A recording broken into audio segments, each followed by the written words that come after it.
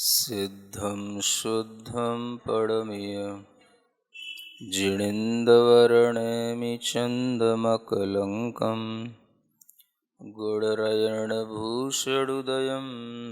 जीवस्य परुवणं भोज्यम्। गोमठ सार जीव कांड ग्रंथराज के स्वाध्याय में ज्ञान मार्गणा के अंतर्गत अभी श्रुत ज्ञान का प्रकरण चल रहा है।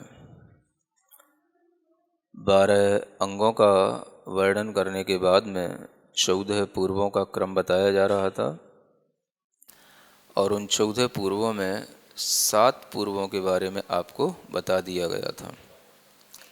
उत्पाद पूर्व, आग्रायणी पूर्व, वीर्यानुप्रवाद पूर्व, अस्ति नास्ति प्रवाद पूर्व, ज्ञान प्रवाद पूर्व, सत्य प्रवाद पूर्व और आत्म प्रवाद पूर्व, ऐसे ये 7 पूर्वों के बारे में आपको बता दिया। अब इसके बाद में 8वां पूर्व आता है जिसे कहते हैं कर्म प्रवाद पूर्व। क्या बोलते हैं? जिसमें कर्मों के बारे में ही सारा कथन होता है। कर्मों में अनेक तरह के बंध होते हैं और वह प्रकृति बंध, प्रदेश बंध, स्थिति बंध, अनुभाग बंध के साथ 4 प्रकार के बंधों के रूप में जाना जाता है। जब बंध हो जाते हैं तो बंध होने के बावजूद उस बंध को समझने के लिए भी 10 करणों की व्यवस्था होती है।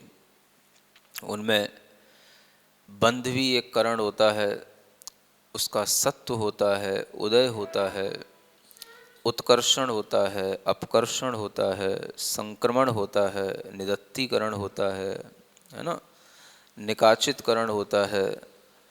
इस तरह से उदीर्णा भी एक करण होता है ना, उद्वेलना भी एक कह सकते हैं। ऐसे ये अनेक ये करण होते हैं। करण माने क्रियाएं होती हैं। तो उन सब क्रियाओं का भी वर्णन जो है, कर्म संबंधी जो कार्य होते हैं उनका वर्णन, कर्म की जो प्रोसेस होती है आत्मा में बंद होने के बाद उसमें क्या क्या पॉसिबिलिटीज़ हैं, वो सब बताने की जो एक ज्ञान की स्थिति होती है वो सारी की सारी इस कर्म प्रवाद नाम के ग्रंथ में बताई जाती है। तो कर्म प्रवाद पूर्व में जो कर्म हैं वह भी मूल कर्म अलग होते हैं, उत्तर कर्म अलग होते हैं। जैसे ज्ञानावरण है, दर्शनावरण है, अंतराय, वेदनीय, मोहनी, आयु, नाम, गोत्र आदि ये सभी मूल कर्म कहलाते हैं। और जब इनके हम उत्तर भेद कर देते हैं तो ये उत्तर कर्म प्रकृतियां कहलाती हैं। जैसे ज्ञानावरण कर्म के 5 भेद हो गए, है ना, दर्शनावरण कर्म के 4 हो गए। तो इस तरीके से ये सभी कर्म अपने अनेक भेद प्रभेदों के साथ होते हैं। सबके बंधने के अपने अपने गुणधर्म होते हैं। प्रकृति प्रदेश आदि बंधों की अपनी अपनी व्यवस्थाएं होती हैं और ये व्यवस्थाएं बहुत बड़ी हैं, छोटी मोटी नहीं हैं। आप अनुमान करेंगे कि धवल, जय धवल के अलावा एक ग्रंथ है जिसका नाम है महाबंध। क्या बनना? हाँ, ज्ञानपीठ जो प्रकाशन है उसके माध्यम से वो ग्रंथ 7 भागों में पब्लिश है। कितने उसके वॉल्यूम है? 7। और उन 7 भागों में चूंकि उसमें संस्कृत प्राकृत के साथ में उसमें हिंदी भी है, तो हिंदी के साथ उसके 7 वॉल्यूम बन गए। तो भी आप समझें कि उन 7 वॉल्यूम में सिर्फ 4 प्रकार के बंधों का प्रकरण है, प्रकृति, प्रदेश, स्थिति और अनुभाग। समझ आ रहा है? मतलब इन 4 बंधों का इस तरीके से विस्तार है कि उसमें 7 किताबें बन गई हैं। तो इससे आप समझ सकते हो कि ये वर्णन बहुत है। ये तो केवल 4 चीज़ें हुई। अब अगर हम इसका 10 करणों के माध्यम से वर्णन करेंगे तो ये काफ़ी कुछ हो जाएगा। तो ये सारा का सारा जो कर्म प्रवाद नाम का ग्रंथ होता है उसमें ये सभी वर्णन हमें कर्मों की व्यवस्था के बारे में अच्छे से समझने को मिलता है। और कर्मों की व्यवस्था भी अपने आप में एक बहुत बड़ी व्यवस्था है, बहुत बड़ी फिलॉसफी है। और यही वो फिलॉसफी है जो अन्य धर्मों से जैन धर्म को अलग करती है ना। तो ये कर्म प्रवाद पूर्व भी बहुत अच्छा पूर्व है जिसके माध्यम से ज्ञान मिलता है। फिर इसके आगे एक आता है प्रत्याख्यान नाम का पूर्व। क्या बोलते हैं? प्रत्याख्यान का मतलब जिसे हम बोलते हैं त्याग करना। क्या बोलते हैं? त्याग करना। वस्तुतः भविष्य काल संबंधी ये प्रत्याख्यान होता है। आगामी समय में हम इन सावध्य वस्तुओं का त्याग करते हैं। सावध्य माने जो दोष सहित हों, हिंसा से सहित हों, जीव सहित हों, सावध्य कहते हैं। तो मुख्य रूप से सावध्य का परिहार करना, त्याग करना, ये प्रत्याख्यान कहलाता है। कभी कभी अयोग्य वस्तुओं का त्याग जो किया जाता है वो भी प्रत्याख्यान कहलाता है। और अयोग्य के साथ साथ व्यक्ति जब समर्थ हो जाता है तो योग्य वस्तु का भी प्रत्याख्यान करता है ना। जैसे कि एक तो खाने योग्य नहीं है ना, उनका आपने प्रत्याख्यान कर दिया, गंदी जो चीज़ें हैं, है ना। और एक जो है खाने योग्य थी लेकिन फिर भी आप उनको छोड़ते हैं, है ना। कुछ फल हैं, कोई भी चीज़ें हैं, अनाज है या कोई भी चीज़ें जो खाने योग्य हैं, आप खा भी सकते हैं, कोई बीमारियां नहीं भी हैं, तो भी व्यक्ति उसका प्रत्याख्यान करता है। कुछ समय के लिए करता है, लंबे समय के लिए भी करता है, जीवन पर्यंत के लिए भी करता है। तो ये भी प्रत्याख्यान होता है। तो प्रत्याख्यान में योग्य वस्तु का भी प्रत्याख्यान सिखाया जाता है, अयोग्य वस्तु का भी प्रत्याख्यान बताया जाता है। अयोग्य वस्तु का प्रत्याख्यान तो सभी लोग जानते हैं, उससे हानियाँ होती हैं इसलिए करते हैं, है ना। और वो अयोग्य भी कई प्रकार का अयोग्य होता है। अयोग्य भी एक जैसा नहीं है। अब जैसे नॉनवेज है वो भी अयोग्य है, और आप लोगों के लिए जैसे, है ना, कटहल है, आलू है, ऐसी सब्जियां, ये भी जो है एक तरह से अयोग्य हैं। तो दोनों में अंतर है। तो अयोग्य वस्तु का भी प्रत्याख्यान तरह तरह का होता है और योग्य वस्तु का भी होता है। एक परिमित काल के लिए भी होता है, अपरिमित काल के लिए माने जीवन पर्यंत के लिए भी होता है। आप 1 वर्ष 6 महीने का भी त्याग करते हैं, वो भी प्रत्याख्यान है, और आप जीवन पर्यंत के लिए करते हैं तो वो भी प्रत्याख्यान है। तो इस प्रत्याख्यान पूर्व में यही सब ज्ञान दिया जाता है कि व्रतों का पालन कैसे किया जाता है, समितियों का पालन कैसे किया जाता है, कैसे हम जीवों का परिहार कर सकते हैं, समितियों का पालन करते हुए बचा सकते हैं, जीवों की रक्षा कर सकते हैं, कैसे हम गुप्ती आदि का भी पालन करें जिससे कि हमारी, है ना, जो मानसिक शक्तियां हैं वो बची रहें और उनके माध्यम से भी हिंसा इत्यादि न हो। तो व्रत समिति गुप्ती का पालन करना सिखाना, व्रतों का पालन करना सिखाना, त्याग कैसे किए जाते हैं, कितने प्रकार के व्रत होते हैं जिनके माध्यम से व्यक्ति इन प्रत्याख्यान का सेवन करता है ना। क्योंकि जब आप कोई भी व्रत को अंगीकार करते हैं तो आप प्रत्याख्यान करते ही हैं।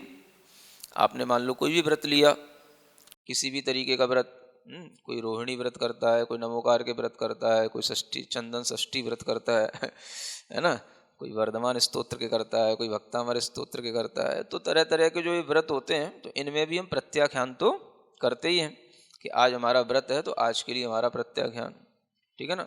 तो ये सभी कैसे किया जाता है, इसकी भी विधि होती है, कैसे उस प्रत्याख्यान की क्रिया की जाती है, किस तरह से हमें उस प्रत्याख्यान के दिन क्या करना चाहिए, और वो प्रत्याख्यान जब हम लेते हैं तो उस समय पर भी किस तरह से कायुत्सर्ग आदि करके प्रत्याख्यान करना चाहिए। सभी तरह की यथा विधियों को बता करके इस प्रत्याख्यान पूर्व का भी बहुत अच्छा वर्णन, है ना, किया जाता है। और ये वही प्रत्याख्यान पूर्व है जिसको भगवान तीर्थंकर के समक्ष पढ़ करके 30 वर्ष तक कोई भी घर पर रह करके जब श्रावक भगवान तीर्थंकर के समक्ष इस प्रत्याख्यान पूर्व को पढ़ता है तो उसे परिहार विशुद्धि संयम की प्राप्ति होती है। ये वही प्रत्याख्यान पूर्व है ना। जब परिहार विशुद्धि संयम का वर्णन आपके सामने कभी रखा होगा तो उस समय ये बताया था कि ये संयम उन्हीं को प्राप्त होता है जो प्रत्याख्यान पूर्व पढ़ लेते हैं। माने इस प्रत्याख्यान में पता होता है, इतनी जानकारी इसके ज्ञान से हो जाती है कि जीव कहाँ कहाँ हो सकते हैं, हम जो नहीं जानते हैं। रास्ते में चलते हुए किन्हीं ऐसे स्थान जो बहुत सारे मतलब झाड़ी झंकारों से युक्त हों, कोई ऐसे स्थान जो अंधकार में रहे हों, तो हर स्थान में प्रवेश नहीं किया जाता है।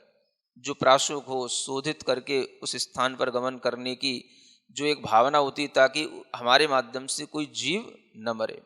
जीव तो अलग बात हो गई, जीव कभी भी इस बात का भी दोष बताया जाता है। हम लोग प्रतिक्रमण पढ़ते हैं तो उसमें यहाँ तक भी दोष आता है कि जैसे तंतु बन जाते हैं, और ये कई बार महसूस होते हैं है ना। जब हम कहीं जंगलों में से निकलते हैं या रास्तों में भी जहाँ पर वृक्ष वगैरह होते हैं, वृक्षों के बीच से आप निकलोगे तो एक रेसे से बने हुए रहते हैं, है ना।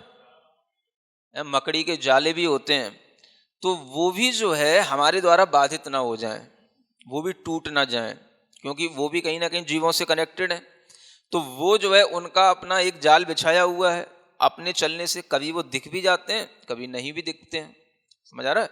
अगर प्रकाश अच्छा हो तो कुछ चमक सी आ जाती, भाई ये लाइन सी है, तो अपन पीछे भी हट पाते हैं। कहीं ज़्यादा जाला होता है तो दिख जाता है, एक अगर लाइन है तो दिखती भी नहीं है।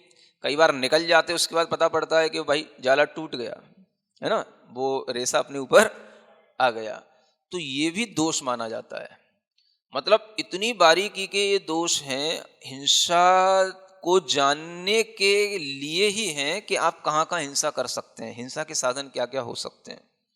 तो इतना अहिंसा का जब वर्णन हमें ऐसे प्रत्याख्यान पूर्वों से सुनने को मिलेगा, तभी जाकर के वो अहिंसा का पालन इतना उचित और इतना उत्कृष्ट ढंग से हो पाता है कि वो संयम एक अलग ही उपमा पाता है, जिसका नाम है परिहार विशुद्धि संयम, है ना। मतलब उन्हें जीवों की रक्षा करने की इतनी मतलब क्षमता उनके अंदर प्राप्त है, इतनी उनके अंदर एबिलिटी है कि उसी के माध्यम से उनका वो एक तीसरा एक संयम उनके अंदर अलग तरह से शोभित होता है, जिसे परिहार विशुद्धि नाम दिया गया है। अहिंसा महाव्रत तो एक कॉमन चीज हो गई। अब उस अहिंसा महाव्रत में ही आप उस अहिंसा को कितने तरीके से बढ़ा सकते हैं, है ना, उस अहिंसा का पालन कितनी सूक्ष्मता से कर सकते हैं। तो ये ज्ञान भी अलग अलग तरीके से दिए जाते हैं। अब ये ज्ञान आपको आचारांग में नहीं मिलेगा, ये ज्ञान प्रत्याख्यान पूर्व में ही मिलेगा, है ना। आचारांग का ज्ञान जो एक आचरण है सामान्य रूप से उसको बताने के लिए, और ये जो ज्ञान है ये आपको विशेष रूप से तब ये इसी प्रत्याख्यान पूर्व को पढ़ करके परिहार विशुद्धि संयम की प्राप्ति होती है। आचारांग आदि के अनुसार चर्या करोगे तो आपका सामायिक संयम बना रहेगा, छेदोपस्थापना संयम बना रहेगा। लेकिन परिहार विशुद्धि संयम इसको पढ़ने से आता है, वो भी तीर्थंकरों के समक्ष पढ़ना है, और कोई पढ़ाने वाला नहीं होना चाहिए। समझ आ रहा है ना। तो ऐसा भी मतलब ये पूर्वों का महत्व है। आप देख रहे हैं इसमें कितने अच्छे अच्छे सब्जेक्ट हैं जो हमारे लिए केवल सुनने मात्र से, नाम निर्देश मात्र से ही हमको ऐसा समझ में आता है कि ये बहुत ही उपयोगी ज्ञान के ये मतलब वॉल्यूम है, जिसे हम पूर्व कहते हैं, है ना। तो ऐसे ये पूर्व आगे कर्म प्रवाद के बाद प्रत्याख्यान पूर्व हो गया। इसके बाद एक आता है 10वां पूर्व, विद्यानुप्रवाद पूर्व कहलाता है ना। अब ये भी अपने आप में बड़ा विशिष्ट पूर्व है। कौन सा? विद्यानुप्रवाद पूर्व, माने 10वां पूर्व हो गया ना। तो 10 पूर्व का जिन्हें ज्ञान हो जाता है, विद्यानुप्रवाद पूर्व जो पढ़ लेते हैं, समस्त विद्याओं का जिन्हें ज्ञान हो जाता है, वो बहुत ही उत्कृष्ट साधक होते हैं। वो ऋषि रिद्धिधारी मुनीश्वर कहलाते हैं वो, क्योंकि णमो 10 पुब्बीणम, इन्हीं को नमस्कार किया जाता है। 10 पूर्वों को पढ़ लेने के बाद विद्याएं सिद्ध होंगी। सुन रहे हो? कितनी?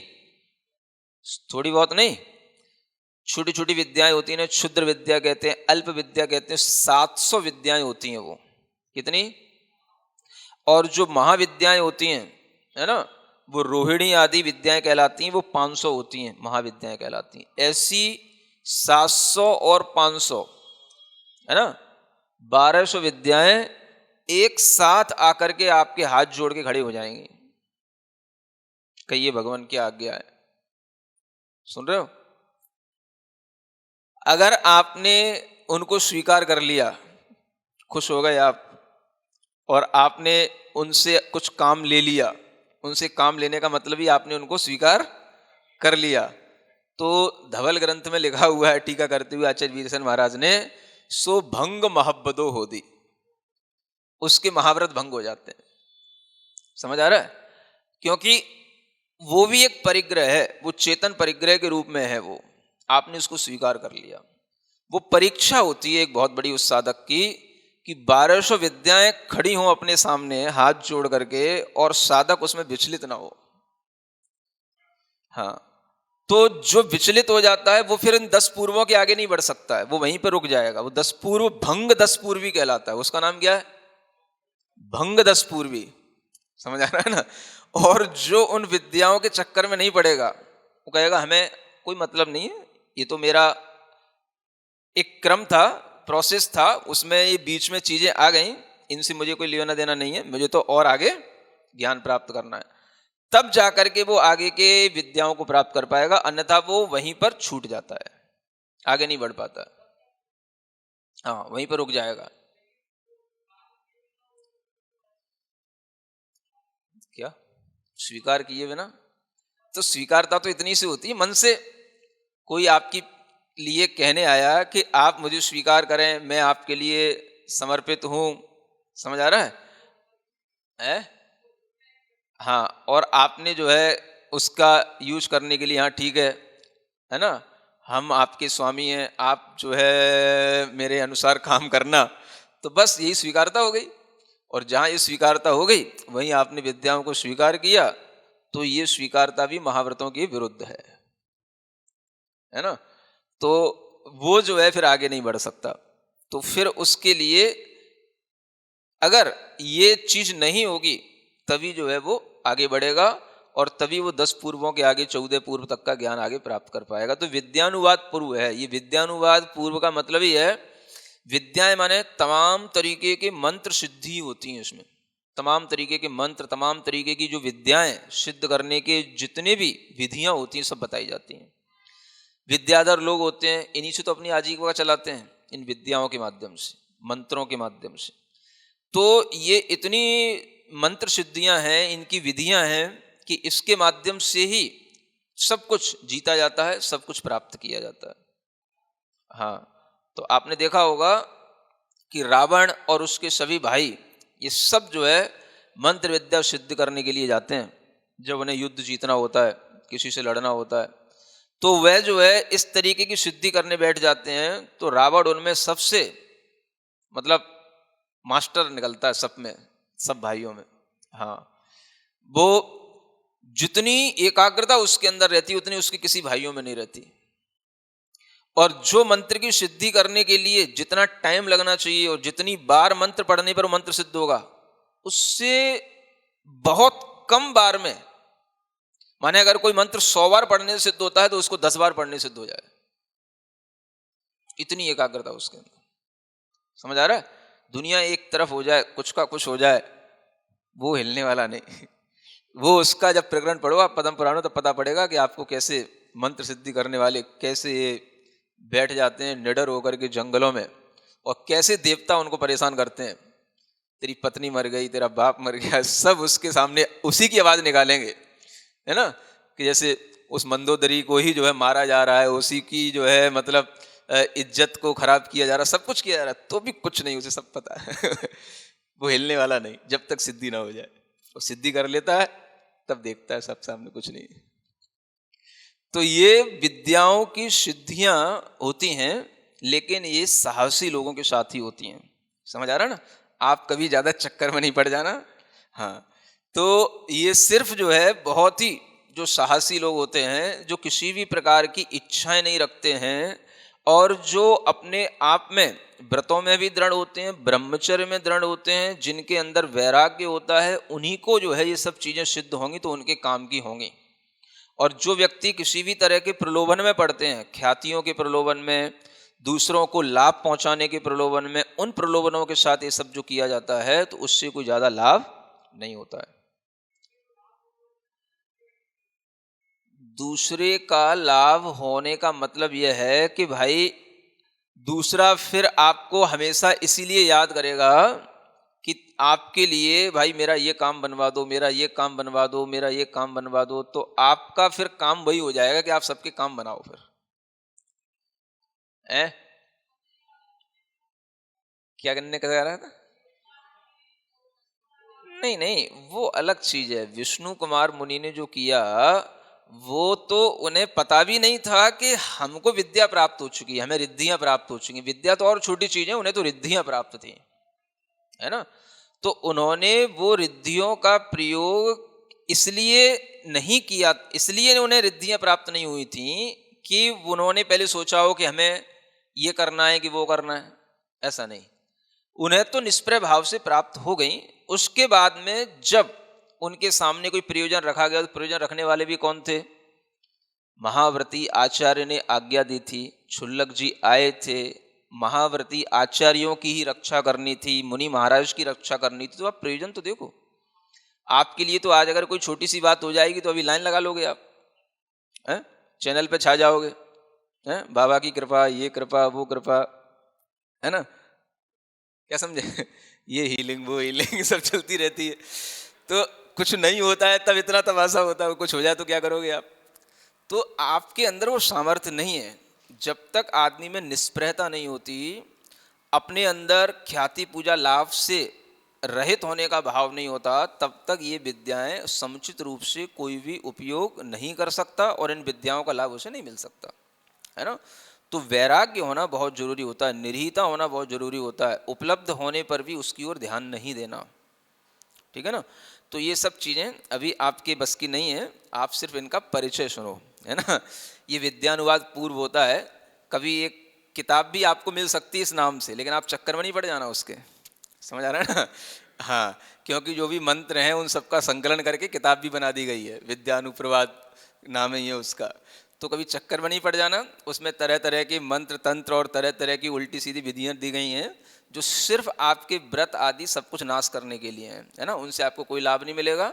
आपको अगर अपना जीवन अच्छा बनाना है, उन्नति की ओर अपने आप को ले जाना है, तो आप सिर्फ नमोकार मंत्र का जाप करें और नमोकार मंत्र से संबंधित जो मंत्र होते हैं, है ना, हाँ, ओम ह्रीम अरहम अशिया उषाय नमः, ओम ह्रीम अरहम नमः, ओम अरहम नमः इत्यादि ये जो मंत्र हैं, ये मंत्र ही बस आपके लिए उपयोगी हैं, है ना। जो तीर्थंकरों से जुड़े हुए हों, पंच परमेष्टि से जुड़े हुए हों, अन्य देवी देवताओं से जुड़े हुए मंत्र होंगे, वो आपके लिए हानि पहुंचाएंगे, ठीक है ना।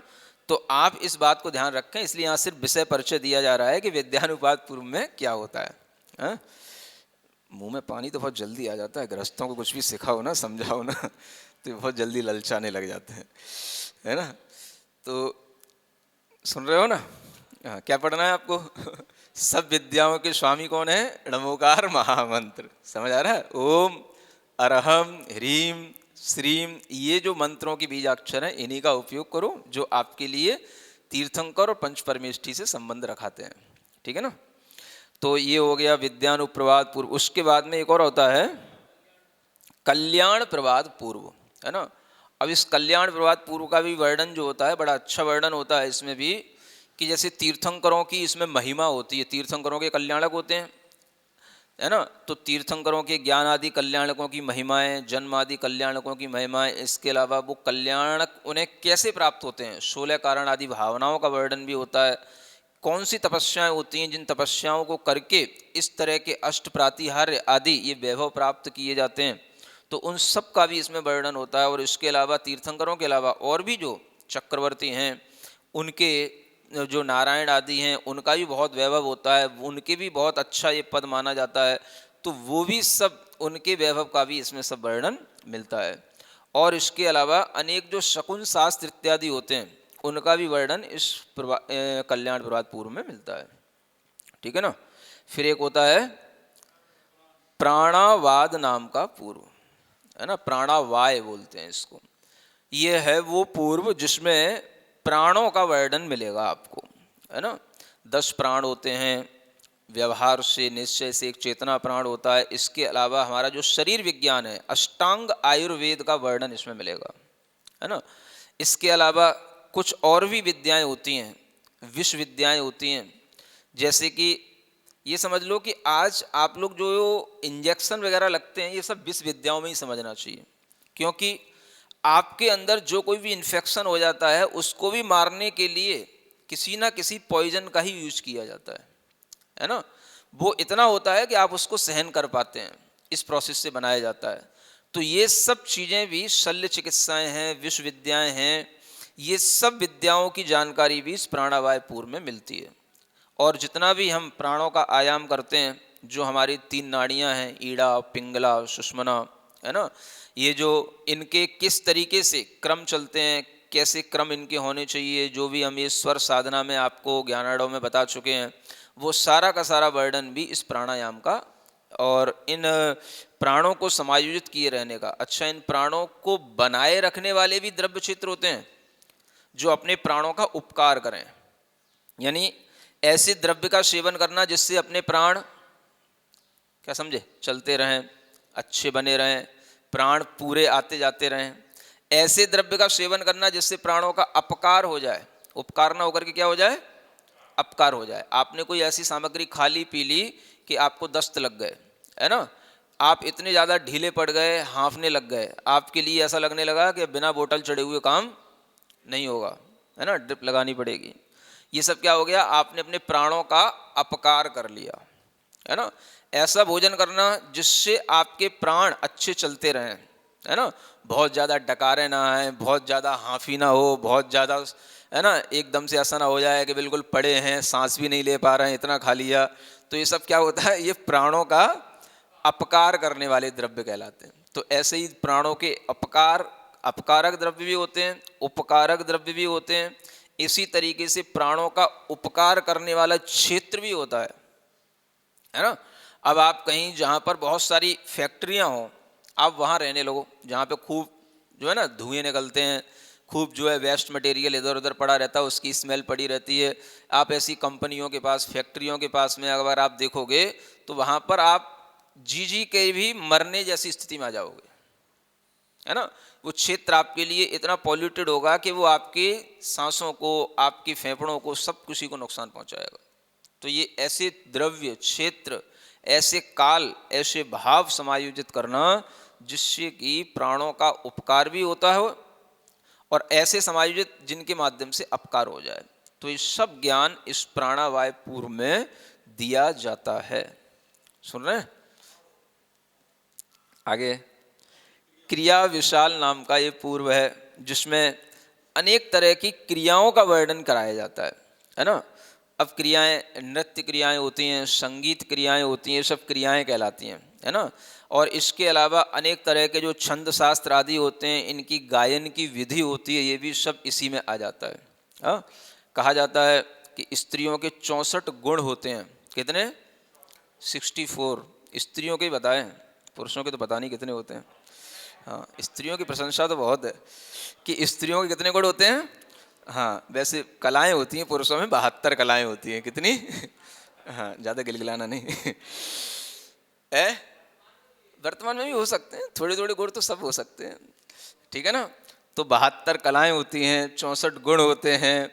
इसके अलावा अनेक तरह के जितने भी आपको, है ना, ये डांसिंग का नॉलेज, म्यूजिक का नॉलेज, छंद शास्त्रों का नॉलेज, ये सारा का सारा ये सब इसी क्रिया विशाल अंग की देन है। हाँ, सप्त स्वरों में जो कुछ भी समायोजित है वो सब कुछ इसी में आ जाता है। और इसके अलावा अनेक तरह की क्रियाएं, मंत्र क्रियाएं, संस्कार क्रियाएं, व्रत क्रियाएं, गर्भ से लेकर के गर्भाधान आदि जो क्रियाएं होती हैं, जो 53 क्रियाएं, इसके अलावा कर्त्रान्वयी क्रियाएं, दीक्षान्वयी क्रियाएं, सब मिलाकर के 108 संस्कार होते हैं, 108 क्रियाएं होती हैं। इन सब का वर्णन भी इस क्रिया विशाल नाम के पूर्व में होता है ना। और फिर एक अंत में आता है त्रिलोक बिंदुसार पूर्व।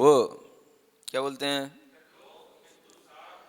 हाँ, माने 3 लोक में जो सारभूत जितनी भी बातें हैं, ज्ञान है, वो सब इस त्रिलोक बिंदुसार पूर्व में दिया जाता है ना। अब इसमें 3 लोक संबंधी जो भी ज्ञान है, वो सारा का सारा ज्ञान भी इस त्रिलोक बिंदुसार नाम के पूर्व में मिलेगा, है ना। 3 लोक के ज्ञान के अलावा उस 3 लोक की रचना संबंधी ज्ञान, 3 लोक के अंदर भरे हुए द्रव्यों का ज्ञान, है ना।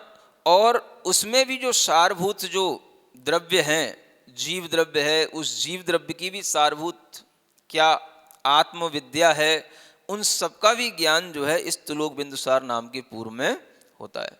तो इस तरह से ये 14 पूर्वों का जो वर्णन है, ये अपने आप में बहुत महत्व रखता है। और इसका विषय वर्णन सुनकर के ही लगता है कि जो इसको पढ़ लेगा, जो इसका मास्टर बन जाएगा, है ना, वो दुनिया का मास्टर होगा। हैं? उसी को हम यूनिवर्सल मास्टर कहेंगे, वही गॉड कहलाता है। और ऐसा गॉड कोई अलग से नहीं आता है, व्यक्ति मनुष्य ही अपनी साधना से इन सब चीज़ों को प्राप्त करता है। ज्ञान की इन उत्कृष्टताओं को ज्ञान के क्षयोपशम के माध्यम से प्राप्त किया जाता है, और ये ज्ञान के क्षयोपशम अनेक तरह के संयम और तप के माध्यम से वृद्धि को प्राप्त होते हैं।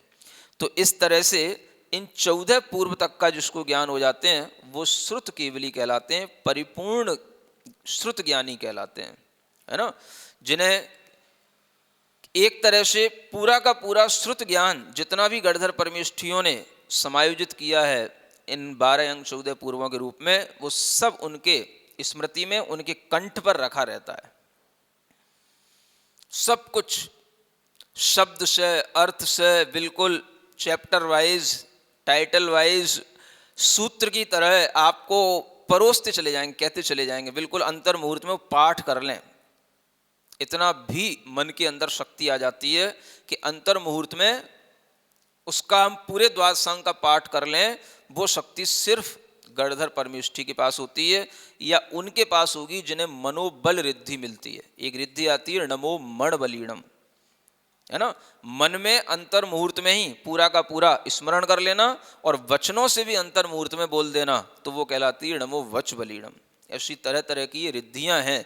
आप समझ सकते हैं कि आत्मा की ये कितनी बड़ी बड़ी शक्तियां हैं, जो सब इन ज्ञानावरणी कर्मों के उदय के कारण से, आवरण के कारण से ढकी पड़ी हैं। और इनके क्षयोपशम की वृद्धियां तभी होती हैं जब हम ऐसे श्रुत ज्ञान के प्रति श्रद्धा रखें, श्रुत ज्ञानियों का आदर करें, और श्रुत ज्ञान की और श्रुत ज्ञानियों की अगर हम आदर, सत्कार, पूजा, भक्ति आदि करेंगे, तो और उसके साथ साथ हम इस तरह से श्रुत ज्ञान का अभ्यास करेंगे, तो हमारे अंदर भी ये ज्ञानावरण कर्म के क्षयोपशम की वृद्धि होती रहेगी।